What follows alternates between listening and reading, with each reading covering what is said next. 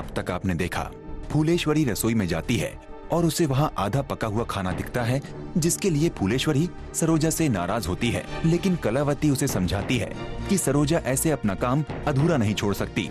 फूलेश्वरी सरोजा को खोजते हुए उसके कमरे में जाती है। वहाँ माधव बाथरूम में अपनी कमीज से खून के धब्बे मिटाने की कोशिश कर रहा होता है। सरोजा माधव से वो शर्ट मांगती है और उसे समझाती है। तभी फूलेश्वरी दरवाजा खटखटाती है। माधव सरोजा को घर वालों से सारी बात छुपाने को कहता है।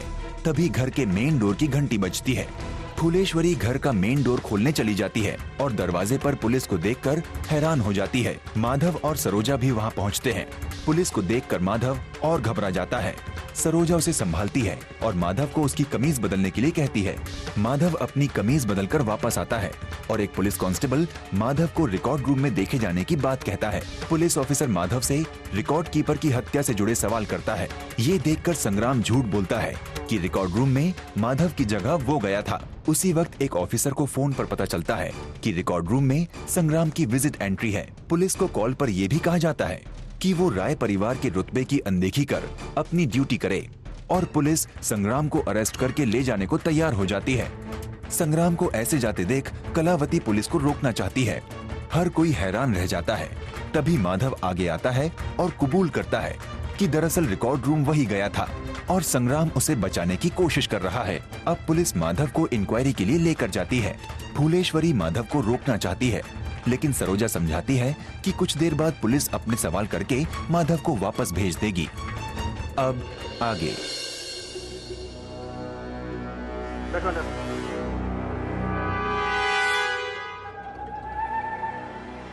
माधव, आप हमारे बेटे को कहाँ ले जा रहे हैं इंस्पेक्टर साहब? अम्मा बिल्कुल परेशान मत हुई, बस कुछ गलतफहमी हो गई, उसे दूर करके आ रहे हैं। हम वापस आ रहे हैं। गलतफहमी? सच कह रहा ना तू बेटा?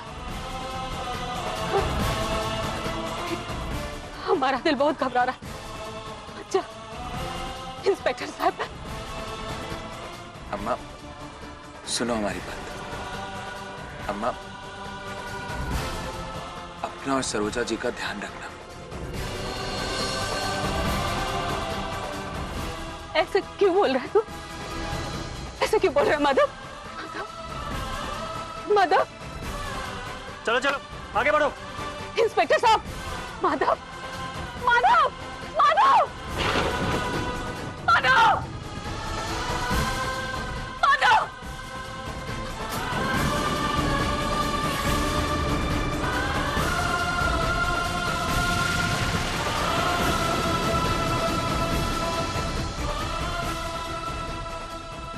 अम्मा जी, संभालिए अपने आप को।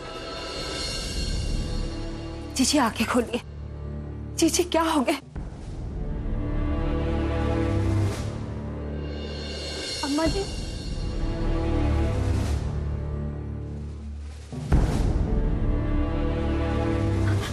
माधव। जीजी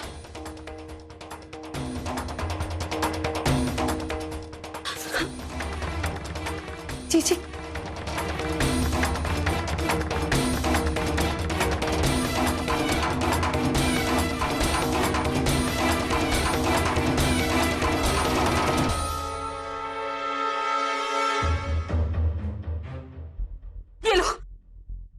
ये रुपए है, ये सारे गहने, ये लेकर जाओ, फेंक कर मारो उस इंस्पेक्टर के मुंह पर और हमारे माधव को वापस लेकर आओ।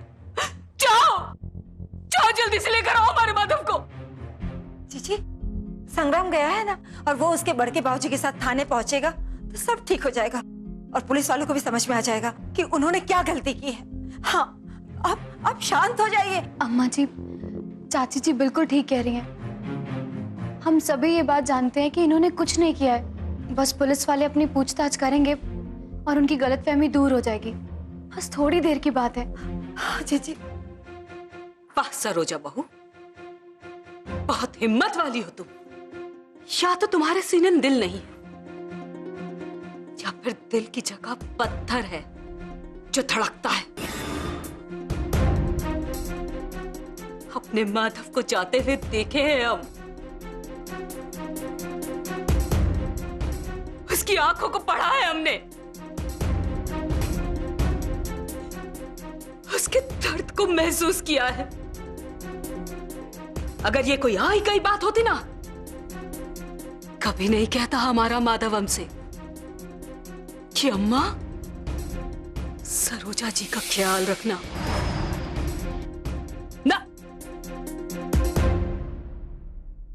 ये कमजोर परवरिश नहीं है हमारी, जो हमारा माधव छोटी छोटी बात से घबरा जाएगा।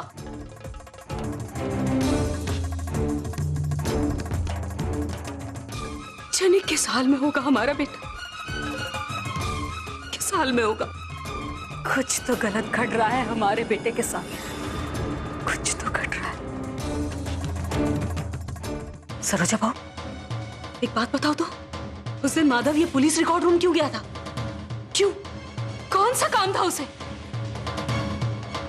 बोलो।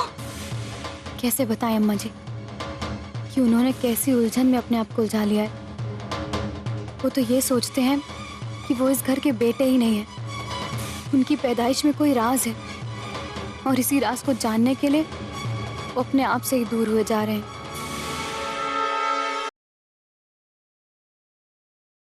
सदा साथ निभाए बेटी पर बेटा ही चाहिए। कुछ पता नहीं रहता तुम्हें अपने पति के बारे में, कुछ भी नहीं। और एक वो है जो हर समय पागलों की तरह तुम्हारे बारे में सोचता रहता है, तुम पर जान छिड़कता है, तुम्हारी चिंता करता है, और तुम उसका दर्द नहीं समझ पाते। लेकिन हाँ, बात बात पर अपनी मनमानी करना, उसके साथ लड़ना झगड़ना, अपना घमंड उसे दिखाना, ये सब खूब आता है तुम्हें। बताओ, किस बात पर तुम्हारी अनबन हुई थी उससे? बोलो। अरे जीजी, अभी अभी क्या सोचने लगी है? माधव को तो पुलिस ले गई है, पर इसमें इनकी क्या अनबन हो सकती है? हुआ है, जरूर हुआ है कलावती, हुआ है। पति के हर एक कदम पर पत्नी की चिंता परछाई की तरह उसके साथ चलती है। और यहां हमारा माधव क्या करता है, कहां जाता है, क्या सोचता है, क्या परेशानी है उसे? वो जब बहू को कुछ खबर नहीं, कुछ मतलब ही नहीं है इस सबसे। शादी के बाद तो घर क्या, 6 महीने तक पति अपने कमरे से बाहर नहीं निकलता, और हमारा बेटा माधव दिन भर जाने कहां भटकता फिरता है। कौन जिम्मेदार है इसके लिए? बोलो। सच पूछो तो गौने के बाद हमने अपने बेटे के माथे पर सिकन और चेहरे पर परेशानी ही देखी। क्यों? बोलो सरोजा बहू, कोई जवाब है तुम्हारे पास? है कोई जवाब? छोड़, क्या जवाब दोगी तुम? हर समय अपने पति को शिक्षा और ज्ञान पढ़ाने वाली अच्छी पत्नी होने के गुण कभी तुम भी सीख लो। नहीं? अम्मा जी, हम देखिए, अभी ये समय नहीं है ये सब बातें करने का। इस वक्त जरूरी ये है कि हम उन्हें पुलिस कस्टडी से निकाल सकें। और अब हाँ, क्यों नहीं? तुम ही तो हो एक समझदार इस घर में। तो एक बात समझ लो, ये सब कुछ तुम्हारे कारण हुआ है, इसलिए इस सब को ठीक भी तुम ही करोगे। बड़की अम्मा, वो बहुत गड़बड़ हो गया है। वो बड़के बाबूजी और विजेंद्र भैया से मंत्रियों के सिक्योरिटी वाले मिलने नहीं दे रहे हैं। क्या? हाँ माई, लखनऊ से कुछ बड़े मंत्री और उनका दल बीडीओ ऑफिस में ही मीटिंग कर रहे हैं। बीडीओ ऑफिस से ना तो कोई बाहर जा सकता है और ना ही किसी को बाहर से अंदर जाने का परमिशन है। और तो और बड़के बाबूजी और विजेंद्र भैया के फोन भी जमा है। शाम 5 बजे से पहले उनसे कोई बात नहीं कर सकते। हे भगवान, ये सब क्या हो रहा है? क्या हो रहा है? जाने किसकी काली नजर पड़ गई है हमारे बच्चे पर।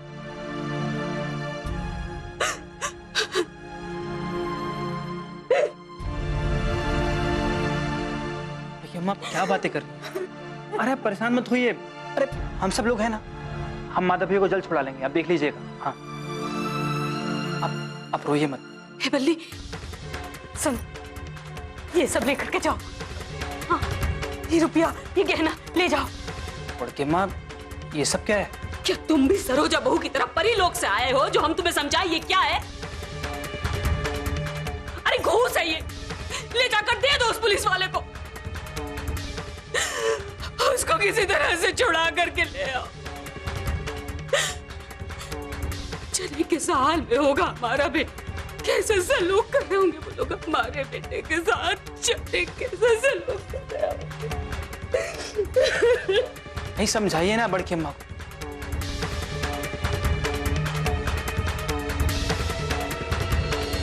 सबसे घात लगाए बैठे थे रिकॉर्ड चाचा पर। कितनी देर वेट किया सही मौके का?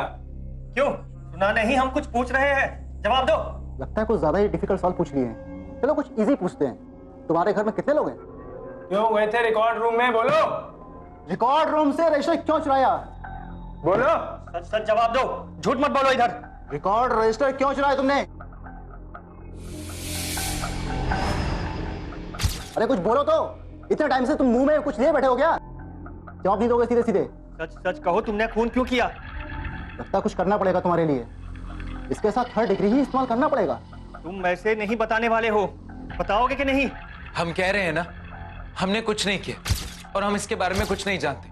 हमें अपने बाबूजी से बात करनी है और वो हमारे वकील को लेकर आएंगे और आप लोग हमारे वकील से बात कीजिएगा। छोड़िए हमें। शक्ल शरीफों वाली और काम गुंडों वाले। एक्सक्यूज मी, ये क्या कर रहे हैं आप लोग? ये कोई तरीका है किसी से पूछताछ करने का? वैसे ये सच बोल रहे हैं, इनके वकील आते ही होंगे। चलो फोटो यहां से।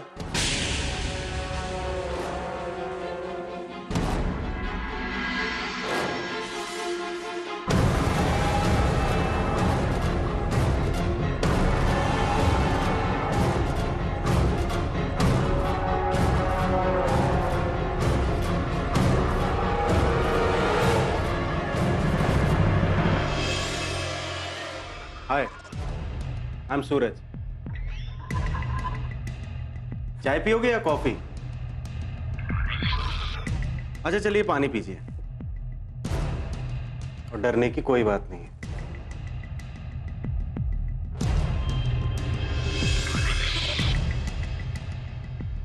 देखिए माधव, मुझे ना ये घुमा फिरा कर बात करने की आदत नहीं, तो हम सीधा पॉइंट पर आते हैं। देखो ये मामला बहुत संगीन है, किसी की जान गई है, किसी का मर्डर हुआ है। देखिए बात सिर्फ एक मर्डर की नहीं है, एक पुलिस वाले का मर्डर हुआ है, इसलिए ये सब लोग बौखलाए हुए हैं आप पर। देखो माधव, अगर एक बार ये केस रजिस्टर हो गया ना, तो जो आपका वकील है ना, वो भी आपको नहीं बचा पाएगा। और ये जो लोग हैं ना, जो भी मधुमक्खी की तरह आप पे चिपके हुए थे, ये सीधा 3rd डिग्री का डंक मारना स्टार्ट कर देंगे। वैसे 3rd डिग्री का मतलब तो आप जानते ही होंगे। देखिए माधव, आपके खिलाफ हमारे ऑलरेडी 2 कांस्टेबल खड़े हो चुके हैं, आपके खिलाफ विटनेस बन चुके हैं। उन्होंने खुद मौका वारदात पर सिर्फ आपको वहां से भागते हुए देखा। देखिए इसलिए मैं आपसे गुजारिश कर रहा हूं कि जो भी आपको पता है मुझे एकदम सच सच बता दीजिए, वरना देखिए बाद में मौका मिले या ना मिले। हमने किसी का खून नहीं किया। देखिए आप हमारी बात नहीं समझ रहे हैं।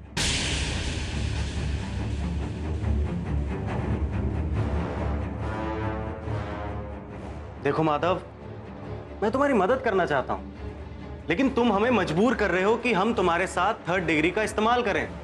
अरे अपनी नहीं तो कम से कम अपने परिवार वालों की फिक्र तो करो, जो तुम्हें सही सलामत देखना चाहते हैं। वैसे परिवार वालों की याद तो आ रही होगी ना तुम्हें? आ रही है ना?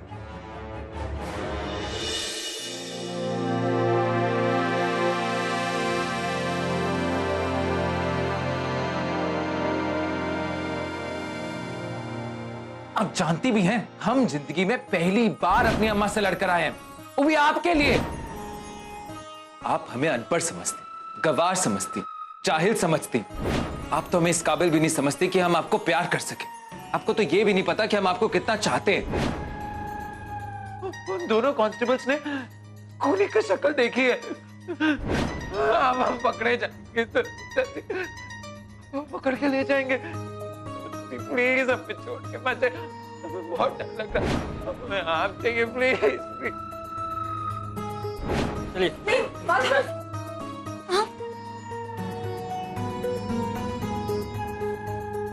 सरोजा जी, आप बिल्कुल मत घबराएं। हम जानते हैं क्योंकि हमने कुछ गलत नहीं किया, इसलिए हमारे साथ कुछ गलत होगा भी नहीं। चलिए।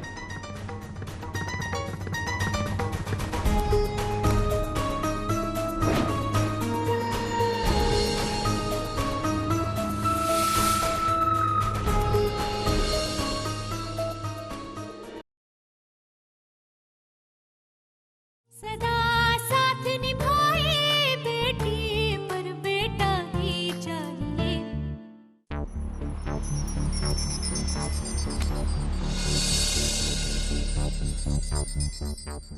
सब कुछ हमारा ही अधरा है। क्या बिगड़ जाता अगर हम माधव से ये बात छुपा लिए होते? रिकॉर्डिंग के ऊपर काका की ना हम उसे बताते ना वो वहां जाता, और गया भी तो ऐसी घड़ी में जब रिकॉर्डिंग के ऊपर काका की हत्या हो गई थी और पुलिस वाले उसको खूनी समझ कर ले गए। हे भगवान, अगर माधव को कुछ हो गया तो हम बड़के बाबूजी को क्या मुंह दिखाएंगे? कुछ भी समझ में नहीं आता। क्या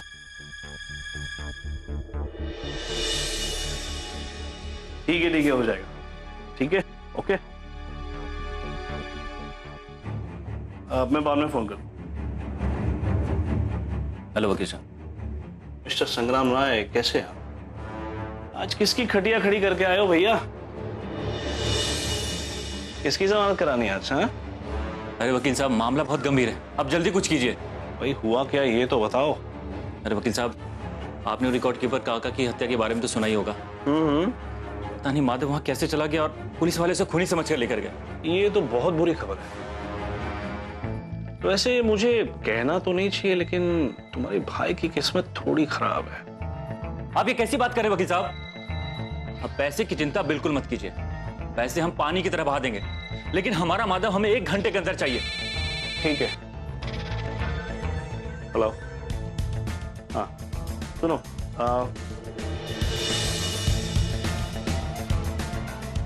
बेटा संग्राम, मेरी बात मानो, ऐसा कुछ भी मत करना जिससे राय खानदान खत्म हो जाए।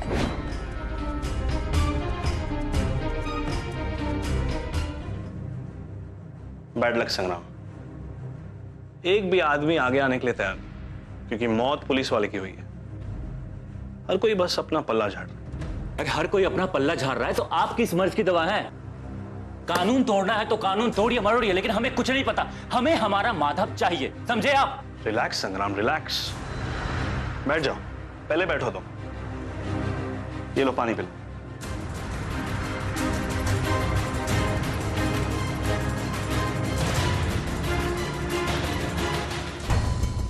देखो, जज्बाती होने से कुछ नहीं होता। कानूनी रास्ता इतना सीधा नहीं जो हमारे रास्ते पे चल सके। वैसे कानूनी तौर पर हम बेल जरूर करवा सकते हैं, लेकिन उसमें भी पुलिस पहले एफआईआर दाखिल करेगी, और अगर एक बार चार्जशीट लग गई ना, फिर लंबे गए। अरे वकील साहब, आप कुछ तो कीजिए। सोचने दो, रिलैक्स। अच्छा एक बात बताओ, राय साहब कहां पर है? अगर बड़के बाबूजी को ये सब पता होता ना तो हमें आपके पास इस वक्त बैठने की जरूरत नहीं होती। कि बाबूजी मंत्रियों की इंपॉर्टेंट मीटिंग में गए और हम वहां उनसे कांटेक्ट भी नहीं कर सकते, क्योंकि मीटिंग होने से पहले सबका फोन अलग से रखवा दिया जाता है। क्या करें, कुछ समझ में नहीं आता है। खैर वो सब छोड़िए और हमें ये बताइए कि फिलहाल हमें करना क्या होगा। एक तरफ हमारे पूरे परिवार की सांसें अटकी हुई है और पता नहीं पुलिस वाले माधव के साथ क्या सलूक कर रहे होंगे, और आप यहाँ बेकार की बातें किए जा रहे हैं। लेकिन वो सब छोड़िए और हमें ये बताइए कि आखिर ये केस कौन सा अफसर देख रहा है? हम उससे मिलना चाहते हैं। भैया कोई नया अफसर है, सुना है बहुत स्ट्रिक्ट है। स्ट्रिक्ट होगा तो होगा, हमारा माधव भी कोई क्रिमिनल नहीं है।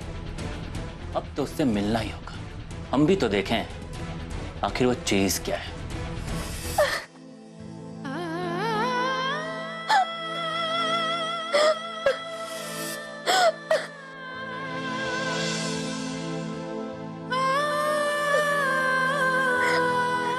ये सब क्यों हो रहा है?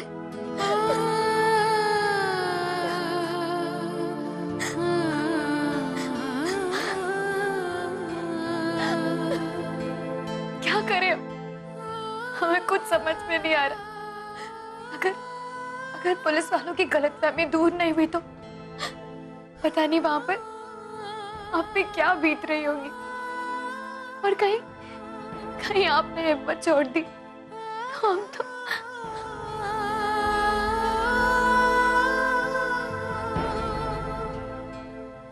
नहीं सरोजा, ये रोने का समय नहीं है। Be strong, be strong. चाहे कुछ भी हो जाए,